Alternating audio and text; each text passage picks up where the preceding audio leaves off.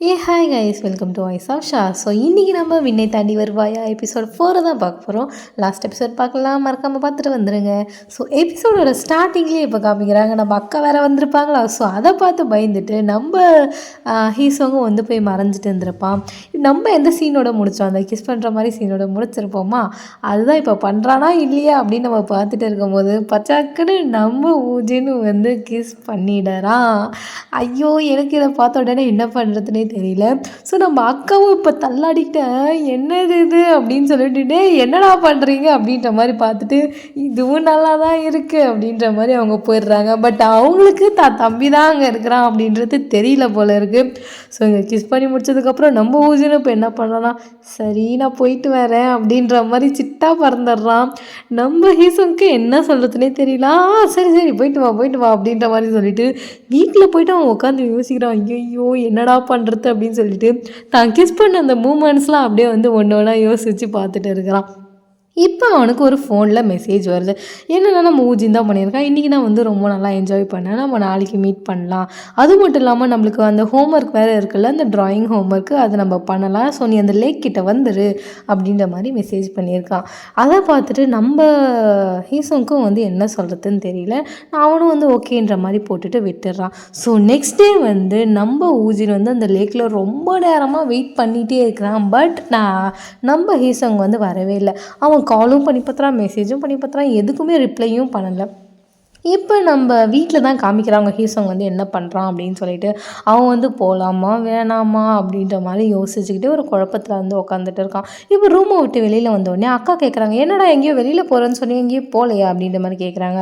இப்போ வந்து அவன் என்ன சொல்கிறான்னா, அக்கா கிட்ட வந்து கேட்குறான், அக்கா நீ வந்து என்னோட சாரை டேட் பண்ணுறியா என்ன அப்படின்ற மாதிரி கேட்டோடனே அக்கா வந்து செம்ம டென்ஷன் ஆகிடுறாங்க.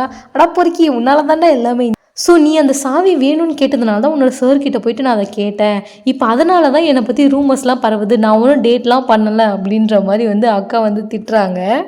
ஸோ ஹீசோங் சொல்கிறான், அக்கா எனக்கு ஒரு டவுட்டு, கொஞ்சம் சொல்லு.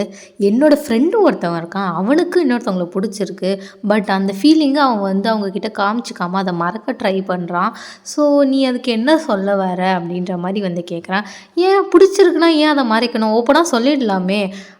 நீ யாருன்னா லவ் பண்ணுறியா என்ன அப்படின்ற மாதிரி நம்ம அக்கா கேட்க, அக்கா அப்படிலாம் இல்லை, நான் தான் என் ஃப்ரெண்டுன்னு சொல்கிறேன்ல அப்படின்ற மாதிரி நம்ம ஹீசோங் சொல்கிறான். அதுதான் பிடிச்சிருக்குன்னா நீ ஏன் அதை இது பண்ணுற, வெளிப்படையாக காமிச்சிக்கோ, அதில் என்ன இருக்குது அப்படின்ற மாதிரி அக்கா சொல்கிறாங்க. இல்லை, அந்த ஃப்ரெண்டு வந்து அதை வெளிப்படையாக காமிச்சான், அந்த லவ் பண்ணுற அந்த பர்சனுக்கு தான் அது வந்து ரொம்ப பிரச்சனையாக போகும், கூட இருக்கிறதே சில டைம் அது வந்து ப்ராப்ளமாக தான் ஆகுது அந்த இன்னொரு பர்சனுக்கு. ஸோ ஃபீலிங்ஸை சொன்னால் கண்டிப்பாக அதுவும் ப்ராப்ளமாக தான் ஆகும்னு என் ஃப்ரெண்டு நினைக்கிறான் அப்படின்னு சொன்ன உடனே அக்கா என்ன சொல்கிறாங்கன்னா, எதுவாக இருந்தாலும் பேசி சால்வ் பண்ணுங்கள். அப்புறம் நீங்கள் எதுவுமே பேசாமல் இருந்து நீங்கள் இன்னும் லவ் பண்ண ரொம்ப டீப்பாக போய் கடைசியில் உங்களுக்கு தான் அது வந்து ரொம்ப பிரச்சனையாகும். எதாக இருந்தாலும் பேசி தீர்த்துக்கோங்க அப்படின்னு சொன்ன உடனே நம்ம ஹீசோங் வந்து சரி அக்கா நான் கிளம்புறேன் அப்படின்னு சொல்லிட்டு வேகமாக வந்து நம்ம ஊஜின் இருக்கிற இடத்துக்கு வரான். அங்கே போய் பார்த்தா ஊஜின் வந்து ரொம்ப நேரம் வெயிட் பண்ணிவிட்டு கிளம்பிட்டு இருக்கிறான் போல இருக்குது. ஸோ இவனும் பார்த்துட்டு போயிடுறான். நெக்ஸ்ட் டே அப்படியே ஸ்கூலில் தான் காமிக்கிறாங்க. நம்ம ஹீசோங் வந்து படுத்து தூங்கிட்டு இருக்கிறான். நம்ம ஊஜின் வந்து ஹீசோங் ஏன் நேற்று நீ வரல அப்படின்ற மாதிரி கேட்குறான். நேற்று ஏன் வரல, இல்லை நான் வந்தேனே, நீ தான் அங்கே இல்லைன்னா நான் கொஞ்சம் லேட்டாக வந்தேன் அவ்வளோதான் அப்படின்ற மாதிரி சொல்கிறேன். என்ன லேட்டாக வந்தியா, அப்புறம் நீ கால் பண்ணியிருக்கலாமா, ஏன் நான் பண்ண கால் கூட நீ எடுக்கவே இல்லை அப்படின்ற மாதிரி சொல்கிறான். சரி வீடு, நீ வந்து எனக்கு வெயிட் பண்ணி டயர்டாகிட்டு இருப்பேன், நீ போயிட்டு இருப்பேன்னு நினச்சி தான் நானும் விட்டுட்டேன். அது மட்டும் இல்லாமல் நம்ம ஸ்கூலில் பார்க்க தானே போகிறோம், இதில் என்ன இருக்குது அப்படின்ற மாதிரி திமிராவே நம்ம ஹீசோங் வந்து பேசுகிறான். ஸோ இதை கேட்டுட்டு ஊஜினுக்கு வந்து கடுப்பாயிடுச்சு. என்ன நீ இது மாதிரி பேசிகிட்டு இருக்கிற, நம்ம ஹோம்ஒர்க் பண்ணணும்னு சொல்லிட்டு தானே நான் கூப்பிட்டேன் அப்படின்ற மாதிரி ஊஜின் கேட்க, ஹோம்ஒர்க்குமே நம்ம வீட்டிலே பண்ணிக்கலாம் தனித்தனியாக, நம்ம ஒன்றா தான் பண்ணணும்னு அவசியம் இல்லையே அப்படின்ற மாதிரி நம்ம ஹீசன் சொல்ல, ஊஜினுக்கு செம்ம டென்ஷன் ஆகுது. என்ன ஆச்சு, இதெல்லாம் பிரச்சனையா அப்படின்ற மாதிரி கேட்குறான். என்னது பிரச்சனையா, அப்படிலாம் எதுவுமே இல்லையா, அப்படியே நீ இப்படி பேசுகிற, என் மேலே எதனா கோவமா, நான் எதனா தப்பு பண்ணிட்டேனா அப்படின்ற மாதிரி கேட்குறான். ஆமாம், நான் இப்போ தூங்கிட்டு இருந்தால நீ என்னை எழுப்பி வேற விட்டுட்டா, அதுதான் நீ பண்ண தப்பு அப்படின்ற மாதிரி ரொம்ப ஒரு மாதிரி அரகண்ட்டாக வந்து நம்ம ஹீசன் பேசுகிறான். ஸோ இதை கேட்டு டென்ஷன் ஆகிட்டு என்னவோ அப்படின்ற மாதிரி வந்து ஊஜினும் அந்த இடத்துல இருந்து குச்சிட்டு போயிடுறான். ஸோ அப்படியே சீன் கட் பண்ண இந்த பேஸ்கெட் பால் விளையாடுறாங்களோ, ஸோ அந்த இடத்துல தான் காமிக்கிறாங்க. இப்போ கூட நம்ம ஊஜின் தான் வந்து சாரி கேட்குறான் ஹீசோங் கிட்ட.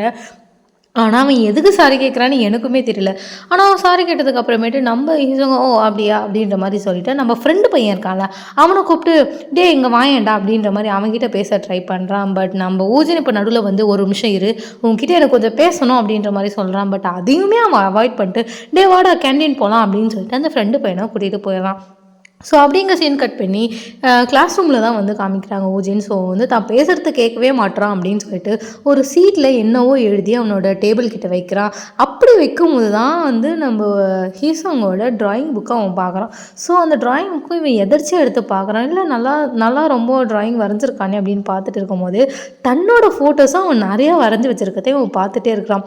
ஸோ இந்த டைமில் திடீர்னு ஹீசோங்க உள்ளே வந்துடுறான். மற்றவங்க பெர்மிஷன் இல்லாமல் ஒருத்தவங்களோட பொருளை தொடக்கூடாதுன்னு உனக்கு தெரியாதா அப்படின்ற மாதிரி அவன் திட்டுறான். அதுக்கு வந்து நம்ம ஊஜின் இப்போ கரெக்டாக ஒரு கேள்வி கேட்குறான். அப்போ யார் பெர்மிஷனோட நீ என்ன வரைஞ்சிருக்க, நான் உனக்கு பெர்மிஷனே தரல என்ன வரைய எடுத்துக்க அப்படின்னு அவன் திட்டுறான். ஸோ நம்ம ஹீசோங்க்கும் வந்து என்ன சொல்கிறதுன்னு தெரியல. நான் ஜஸ்ட் நீ ஒரு மாடலாக நினச்சி தான் நான் என்னோடய ட்ராயிங்கை வரைஞ்சேன், நீ எதுவும் தப்பாக நினச்சிக்க வேணாம் அப்படின்ற மாதிரி சொல்கிறேன். இல்லை நீ என்னை மாடலாக நினைக்கல, உனக்கு என்ன பிடிச்சிருக்கு அதனால தான் நீ என்னை வரைஞ்ச, ஆனால் நீ எதை மறுக்க ட்ரை பண்ணுற, எனக்கும் உன்னை பிடிச்சிருக்கு உனக்கும் என்ன பிடிச்சிருக்குன்னு எனக்கு நல்லாவே தெரியும், ஆனால் நீ அதை ஏன் ஒத்துக்க மாட்டேங்குது, எதுக்கு இது மாதிரி பண்ணுற அப்படின்ற மாதிரி சொல்கிறான். அதுக்கு நம்ம ஹீசோங்க்கு எந்த ஒரு பதிலுமே இல்லை. ஏன்னா நான் உன் கூட இருந்தால் அது உனக்கு தான் கெடுதல், உனக்கு தான் அது வந்து ஆபத்து, அதனால் நீ என் கூட இருக்கவே கூடாது, அப்பயும் சரி இப்பயும் சரி நம்மளால் எதுவுமே மாற்றவே முடியாது ஊஜின் அப்படின்ற மாதிரி சொல்கிறான். டேய் நீ என்ன பேசுகிற, என்ன மாற்ற முடியாது, நான் உன் கூட இருந்தால் எனக்கு என்ன பிரச்சனை அப்படின்ற மாதிரி அவன் புரியாமே பேசிகிட்டே இருக்கும்போது இப்போ ஒரு கோவத்தில் நம்ம ஹீசோங் என்ன பண்ணிடுறான்னா அவனோட ட்ராயிங் புக்கில் இருக்க ஒரு ஃபோட்டோவை ஒரு கோவத்தில் கிழிச்சிடுறான். கிழிச்ச உடனே பட்டுன்னு அங்கே வந்து ஒரு வெளிச்சம். என்னென்னு பார்த்தா இவன் மறுபடியும் ஃப்யூச்சருக்கு வந்துட்டான்.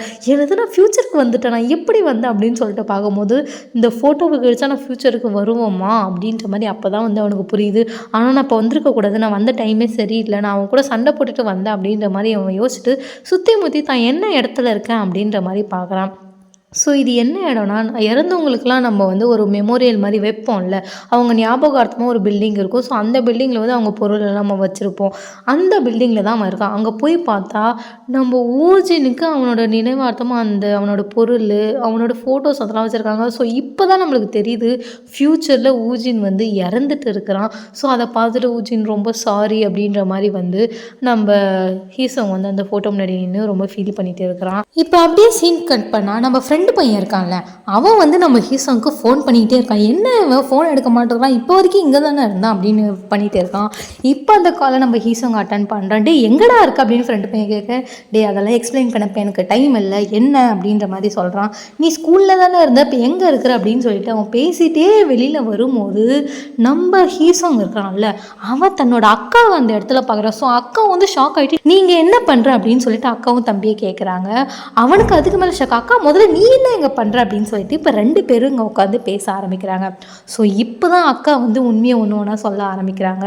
ஹீசோங் இது மாதிரி ஊஜின் வந்து இறந்தது நம்ம ஸ்கூலுக்கு முன்னாடி இல்லை, அவன் உன்னை தேடி சைக்கிளில் போயிட்டு இருக்கும்போது தான் அவன் ஆக்சிடெண்ட் ஆகி இறந்தான் அப்படின்ற ஒரு உண்மையை சொல்கிறாங்க. இது வந்து நம்ம ஹீசோங்க்கு வந்து தெரியவே தெரியாது. அவன் வந்து ரொம்ப ஷாக் ஆகிட்டான். இந்த உண்மையை நீ ஏன் என்கிட்ட சொல்லலை அப்படின்னு கேட்குறான். ஆமாம், ஏன்னா நீ உன்னை நீயே திட்டிக்கக்கூடாது, அதனால தான் ஒரு வருஷமும் ஊஜின் அவனோட நினைவு நாள் அப்போ நான் வந்து இங்கே வந்துட்டு இருக்கிறேன். ஒரு வருஷமும் அந்த நினைவு நாள் அப்போ உன்னை வந்து நான் பிஸியாக வச்சுக்க ஏதாவது ஒரு இடத்துக்கு அனுப்பிட்டே இருப்பேன் அப்படின்னு சொல்கிறான். அப்போ தான் நம்ம ஹீசோவும் வந்து யோசிச்சு பார்க்குறான். அப்போ இந்த வருஷம் நினைவு நாள் அப்போ என்னை ஸ்கூலுக்கு அமிச்ச, போன வருஷம் ஹெல்த் செக்கப் அப்புறம் நீ எல்லாமே வந்து என் ஃப்ரெண்டு கூட சேர்ந்து தான் அதை பண்ணிகிட்டு இருக்கியா, எதுக்கு இது மாதிரி பண்ண, மறைக்கிறதுனால மட்டும் இப்போ என்ன ஆகிட போகுது, இது எல்லாத்துக்கும் நான் தான் காரணம் அப்படின்னு சொல்லிட்டு ஹீசோங்க அவனே திட்டிக்கிறான். அதுக்கு தான் அக்கா சொல்கிறாங்க, டோ இது மாதிரி நீ ஒன்று நீயே திட்டிக்க கூடாதுன்ற ஒரே காரணத்தினால மட்டும்தான் உங்ககிட்டேருந்து நான் மறைச்சேன், இப்போ ஃபீல் பண்ணுறதுனால மட்டும் இங்கே ஒன்றும் மாறிட போகிறதில்ல, நீ நல்லா வாழ்ந்தால் மட்டுமே ஊஜினோட ஆத்மா வந்து சாந்தி அடையும் அப்படின்ற மாதிரி சொன்ன உடனே தான் ஸோ அக்கா வந்து இந்த உண்மையெல்லாம் ஒன்று ஒன்றா சொல்ல நம்ம ஹீசோங் வந்து யோசித்து பார்க்குறான் எதனால் வந்து அவங்களுக்குள்ளே வந்து சண்டை வந்திருக்கும், எதனால் தன்னை தேடி வந்து ஊஜின் வந்து வந்திருப்பான் அப்படின்னு சொல்லிட்டு.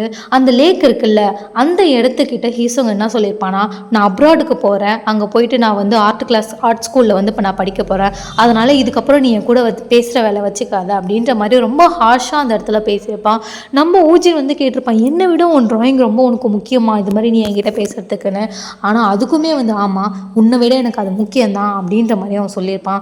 ஸோ இந்த காரணம் இவங்களுக்குள்ளே இந்த சண்டை நடத்திருக்கோம்ல, இதுக்கப்புறம் சமாதானப்படுத்துறதுக்காக ஊஜின் வந்து தேடி போகும்போது தான் ஆக்சிடென்ட் ஆகிருக்கும். ஸோ இதெல்லாம் அவனுக்கு புரிஞ்சு உடனே அக்கா கிட்ட ஒரு பெண் வாங்குறான். அந்த பெண்ணை வாங்கிட்டு உடனே அந்த நினைவு இடத்துக்கு போகிறான், ஊஜினோட நினைவு இடம் இருக்கும்ல.